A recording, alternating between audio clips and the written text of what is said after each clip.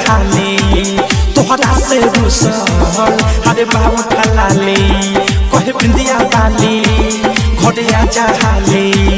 तोहरा से रुसल अरे बाबू ठलाले जाके तू बसल बार बहरे जवानी राजा पलंगे पहरे आगी के जाई से लहरे जवानी राजा पलंगे पहरे कहे बिंदिया बाली घरे जहाले तोहरा से रुसल अरे बाबू ठलाले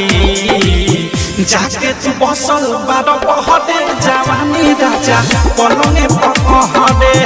आगी के जाई से लहरे जवानी राजा पलंगे पहरे जवानी राजा पलंगे पहरे जवानी राजा पलंगे पहरे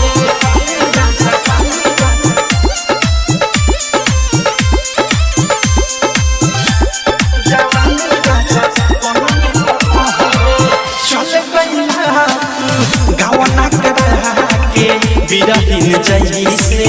रोग धरा के घर पकड़ा जा धन कमा के देख न तासा मेहरी के आगे घूमता राजा के शहर शहरे जवानी राजा पलंगे पहरे आगी के जैसे लहरे जवानी राजा पलंगे पहरे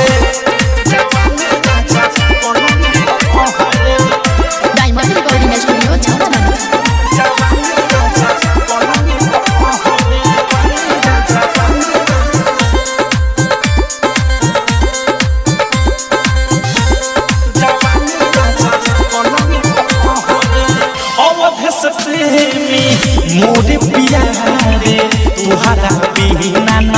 लागे जियारे साथ सुधैला राइटर ने खिल के साधा पुरैला न कबहू दिल के सादा कसूर बाटे तोहरे जवानी राजा पलंगे पहरे आगे के जाई से लहरे जवानी राजा पलंगे पहरे बिंदिया बाली घरे जहाले तोहरा से रुसल अरे बाबू ठलाले कहे बिंदिया बाली घरे जहाले तोहरा से रुसल अरे बाबू ठलाले जाके तू बसल बार बहरे जवानी राजा पलंगे पहरे आगी के जाई से लहरे जवानी राजा पलंगे पहरे डायमंड रिकॉर्डिंग स्टूडियो छौरा दाना।